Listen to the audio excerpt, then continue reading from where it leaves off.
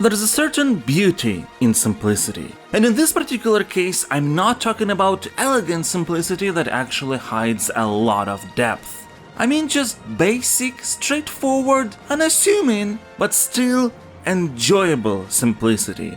The kind that can be found all over the place in the first LEGO Star Wars game. Being simple, as long as it is polished and atmospheric, can be good. Really, really good. Sometimes you just don't need mechanics with tons of depth, 10 types of collectibles, secrets that require you to go through 15 steps beforehand to find, being challenged and whatnot. Sometimes you just want to be immensely charmed and have fun without anything in particular feeling daunting, including 100%ing the entire game. And all this is precisely what LEGO Star Wars provides. Though truth be told, the game's straightforward exterior is somewhat deceptive, as it is held intact by an internal structure and design principles much more intricate than one would assume. Let's begin dissecting what makes LEGO Star Wars tick, starting with the core loops.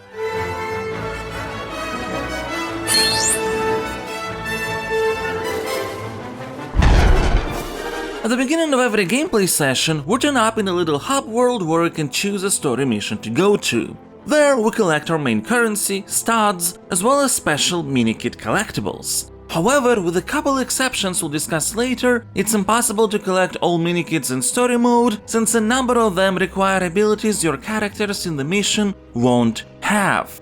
But after completing a level in story mode, you can access the free play mode, which allows you to use any minifigure you want, which means access to those missing abilities. You get free minifigures by completing story missions, but also there is a bunch that you can buy for studs, and the purchase availability of these extra ones also depends on your story progression.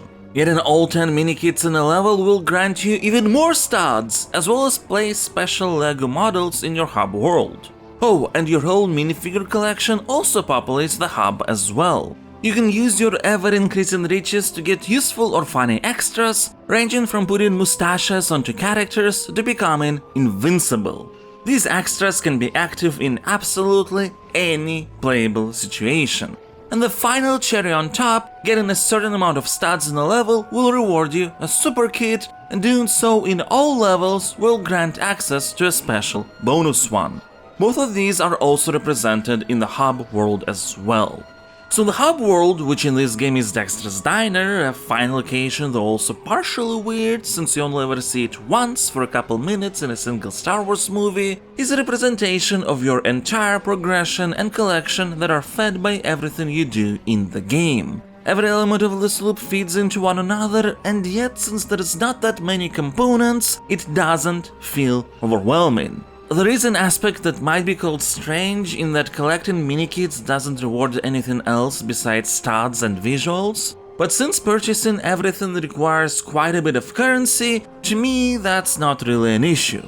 Since the structure pushes to complete every level at least twice, obviously this creates a replayability factor, but that aspect wouldn't work without the cornerstone of the entire endeavor, the minifigures themselves.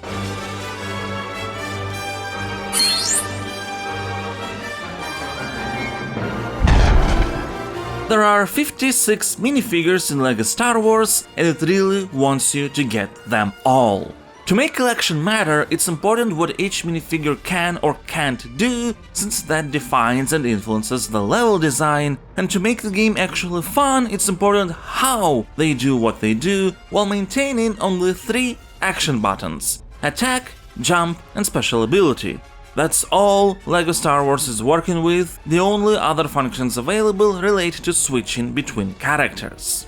The most complex type of minifigures are probably the Jedi and Sith. They attack with a lightsaber, which is the game's most mechanically in-depth aspect. You tap attack multiple times to do a combo. If you tap at the correct moment when an animation ends, your lightsaber gains sparkles and deals more damage, while keeping up that sparkly combo until the end can even break through blocks the Jedi can perform by holding the attack button.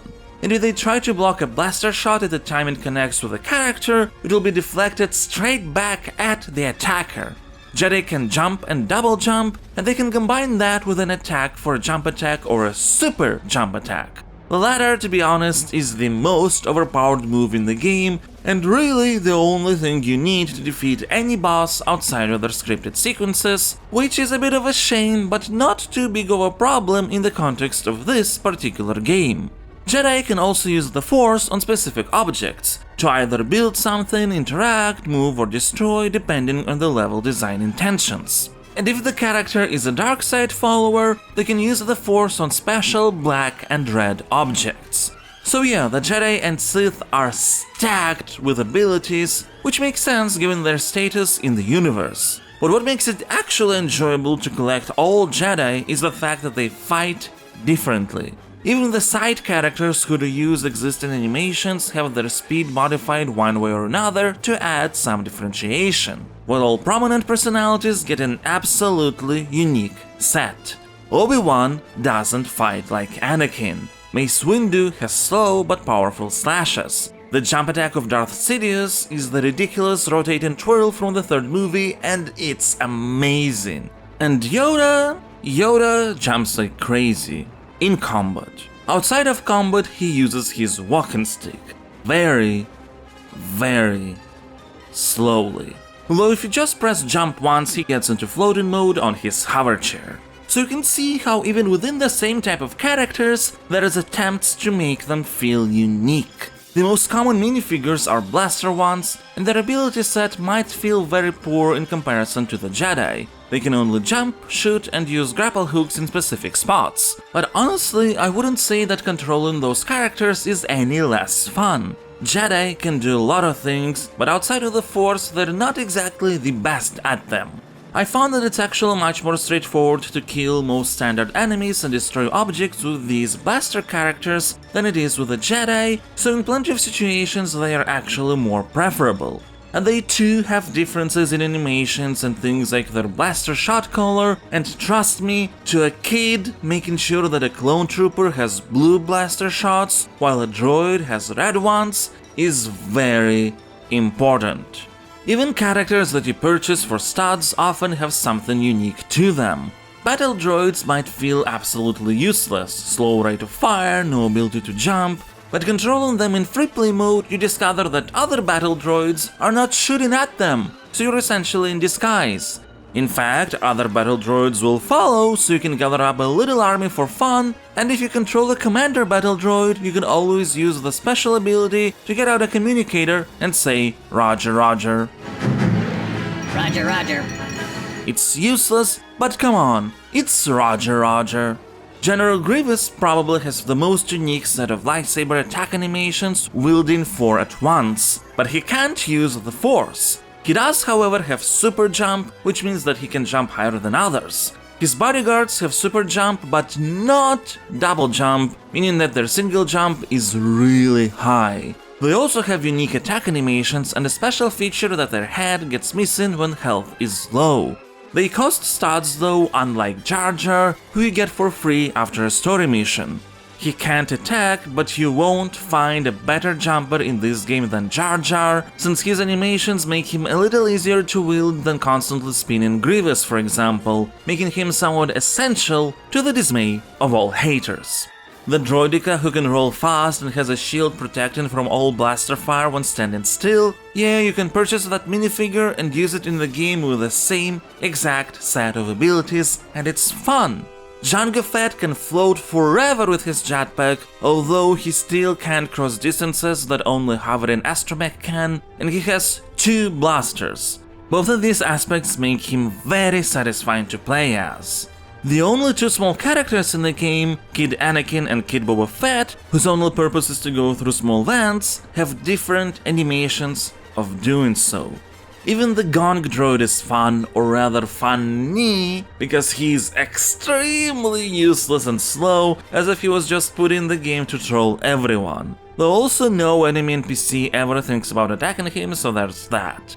This is why it's so satisfying to collect all the characters in LEGO Star Wars. There is almost always some element of discovery, finding out what's unique about this minifigure, or alternatively just plain liking the design. I remember when I was 14, I would always choose clone troopers in this game based on looks alone, and the blaster shots being blue. I'm telling you, those kinds of details are important. But I guess not as important as the actual levels you're using these characters in.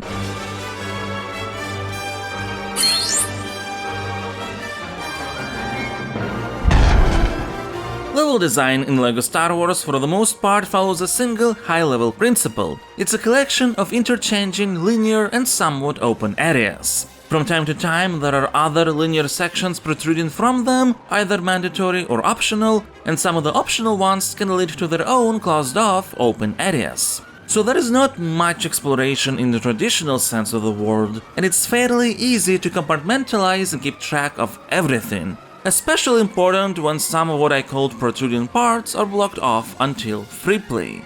Within this overall paradigm though, LEGO Star Wars manages to provide a lot of variety in its levels, and that's thanks to the abilities each minifigure has and potential limitations they impose. This influences not only the design of the level for story mode, but the free play only parts as well, since the game can focus on different combinations of abilities there.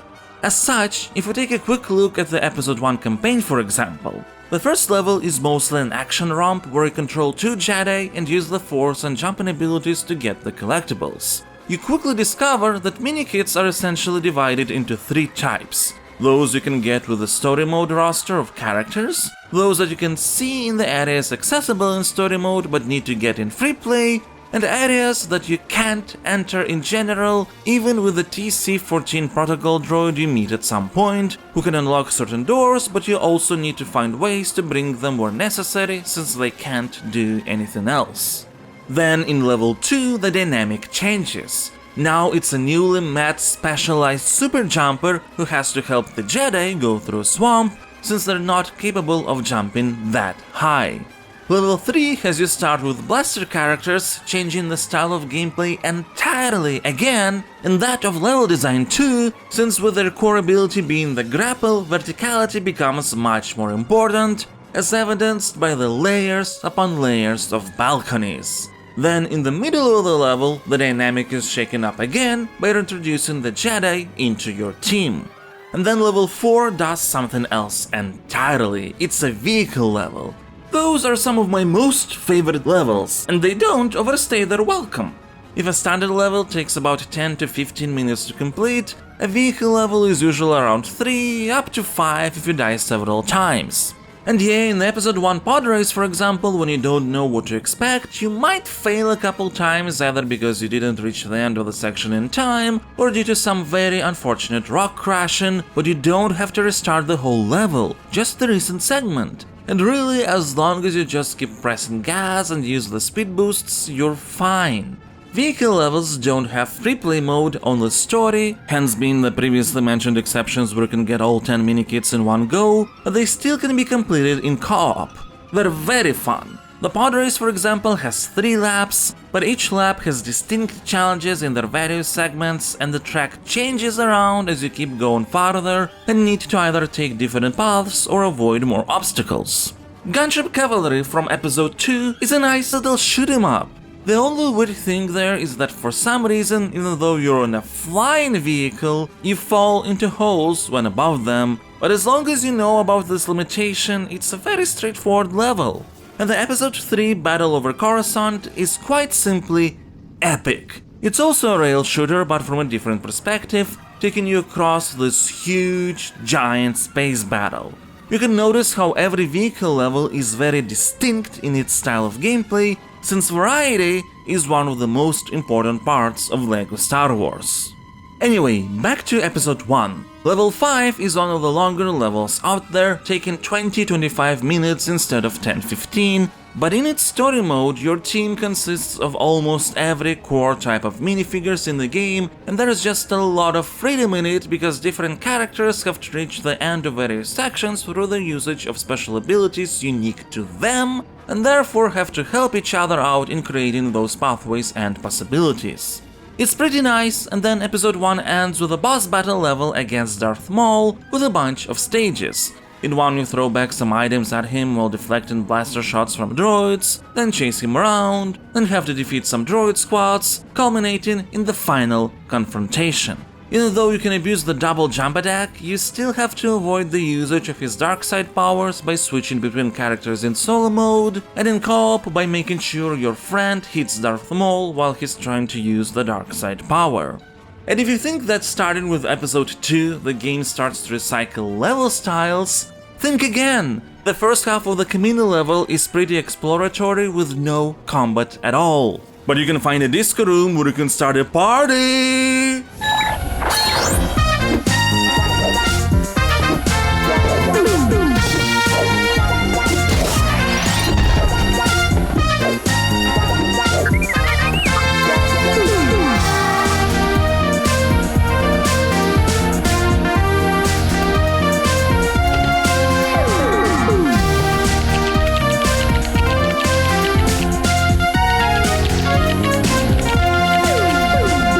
The second half goes into chasing and battling Django territory, and it's actually a perfect example of how LEGO Star Wars tries to make sure that in co-op, both players have something meaningful to do, even if they're controlling wildly different characters. In the Django boss battle, one player would play as Obi-Wan and another as the astromech droid R4, whose only attack temporarily stuns enemies. However, in this fight, Django is assisted by Boba in the Slave One, and while Obi-Wan is the only who can deal with the bounty hunter, the player has to keep avoiding shots from the ship. But the astromech droid player can go around and activate anti-air turrets to keep Slave One at bay. It's very nice, and I wish AI would do stuff like this when you're playing solo. Don't get me wrong, AI-controlled characters are programmed to do whatever is necessary to help you out when you need to coordinate actions. But that's only for those that are required to either complete the level or get a collectible. They're not doing the kind of optional but helpful stuff like the one found in a Django battle.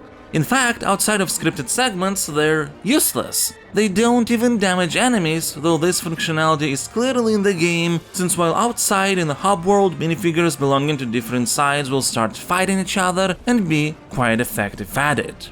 In levels themselves, outside of specific moments, don't expect help from anyone unless you're playing with a friend. Though co-op is also not perfect gameplay-wise, since the camera system can feel very limited, especially in a 4:3 ratio, you'll be fighting it quite a bit. Anyway, I'm not gonna go through every level in the game, but suffice it to say that LEGO Star Wars never ceases to provide something new.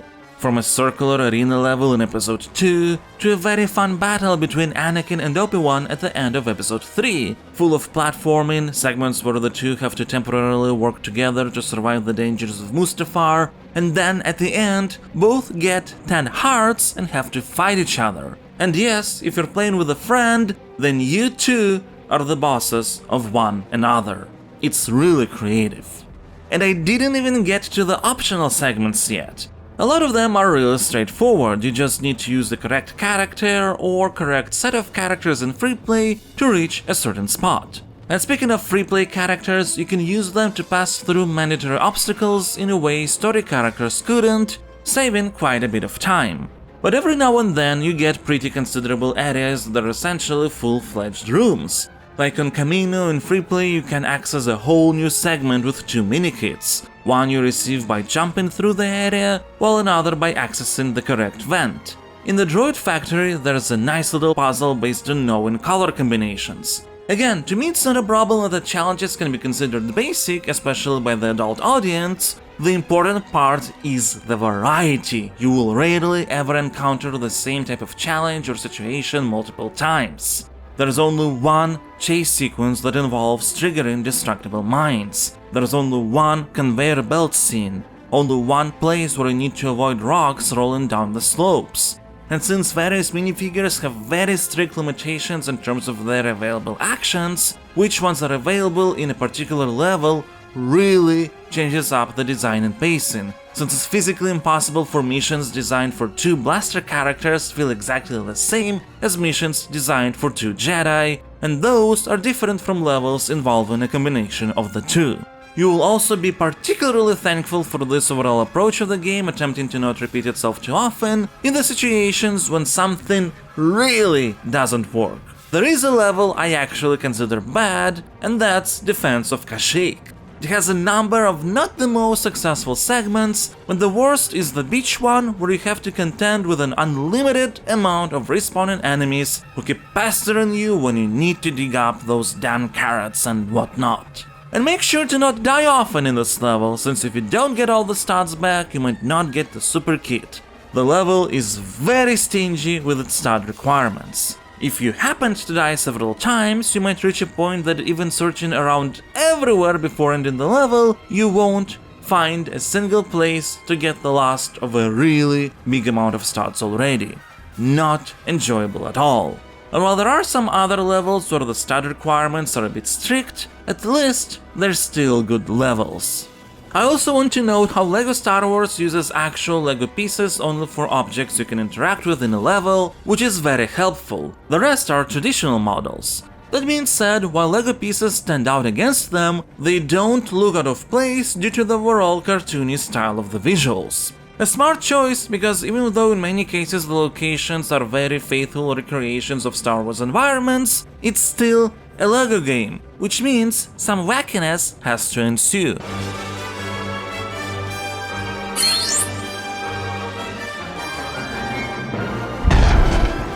A big part of the game's charm is the fact that it's not afraid to have a little bit of fun or be somewhat ridiculous. Gotta love going around with fake mustaches and waving a broom instead of a lightsaber, you know? But what I really appreciate about LEGO Star Wars is that its humor is also very often not that in your face. One of the most memorable locations for me was an optional room in the Jedi Temple where a bunch of clones had a pizza break after genociding the Jedi.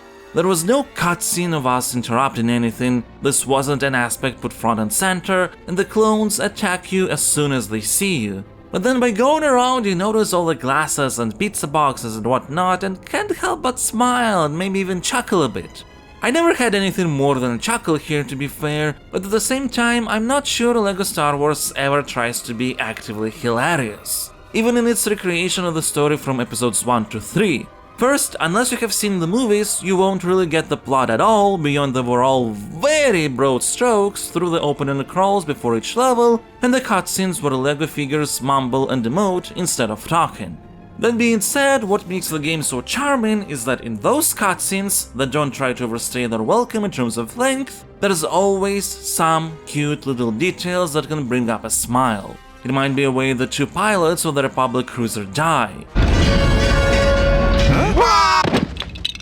Jar Jar sniffing flowers, unaware of the empty tea that's about to crush him.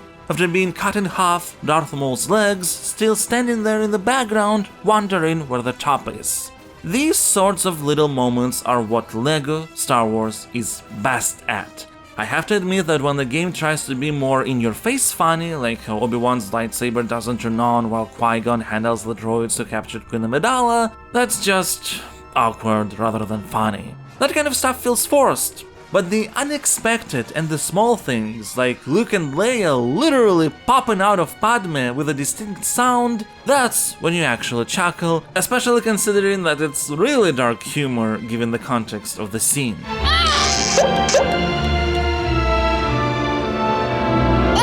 Speaking of, since LEGO Star Wars was released a bit more than a month before Episode 3 came out in theaters, the game doesn't have any Revenge of the Sith music. Tracks from the original trilogy are used instead, and for the most part they're quite fitting. We're sort of winding down on the arguments and things to talk about, so I guess this is a good moment to rate LEGO Star Wars with my Stasocritic scoring system.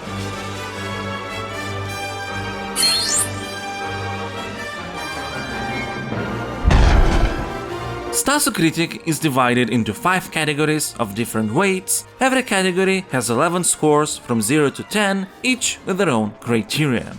The first category is design with the biggest weight, that of 4, since how a game is built and structured is what defines the experience the most. Now, the score that I'm going to assign might sound surprising to some since it's a 9. I assume some people would expect a 5 or 6 given the lack of depth in the mechanics and how straightforward the levels are, but I hope I have provided enough arguments regarding just how intricately LEGO Star Wars is built.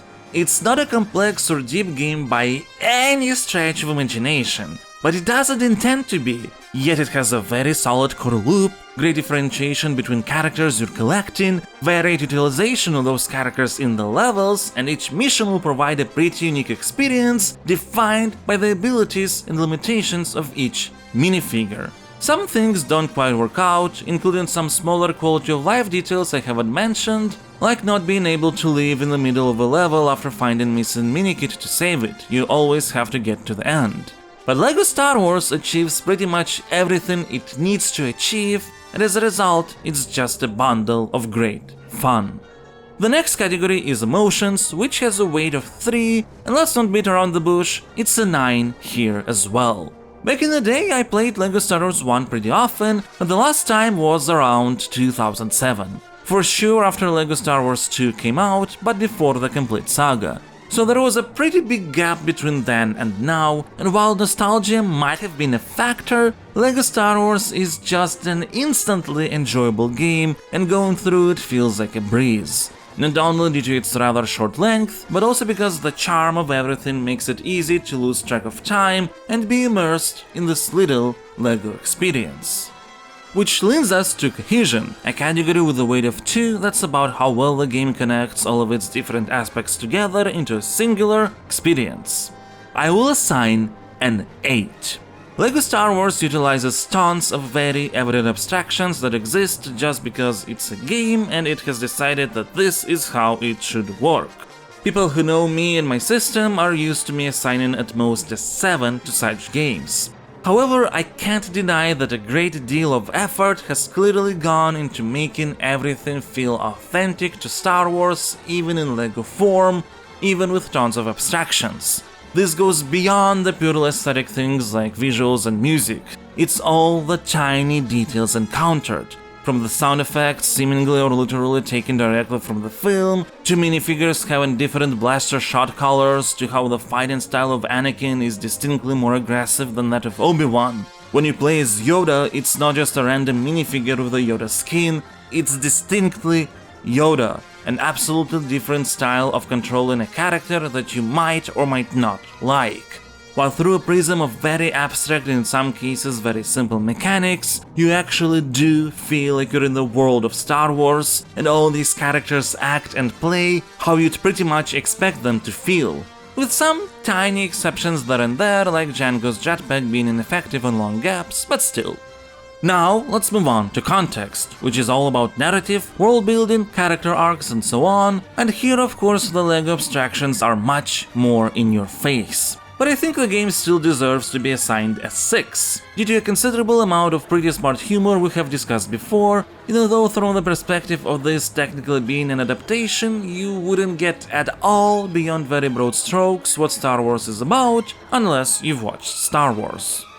And finally, we have aesthetics, and in this category I will sadly have to assign a 9. I don't want to be exceptionally nitpicky in my videos, but as authentic as LEGO Star Wars is, and as atmospheric its utilization of LEGO can be, I did encounter quite a lot of things that feel off. Sound effects that appear with a delay, LEGO emotes looking a bit bugged in some cutscenes, some actions seemingly not having any effects attached to them at all. It's just a lot of tiny little things that are very easy to ignore, but considering that the game also doesn't really push anywhere the envelope in terms of quality of aesthetic implementation, even though undoubtedly it looks very nice, the amount of these little blemishes across the board is too high for me to feel comfortable assigning a 10.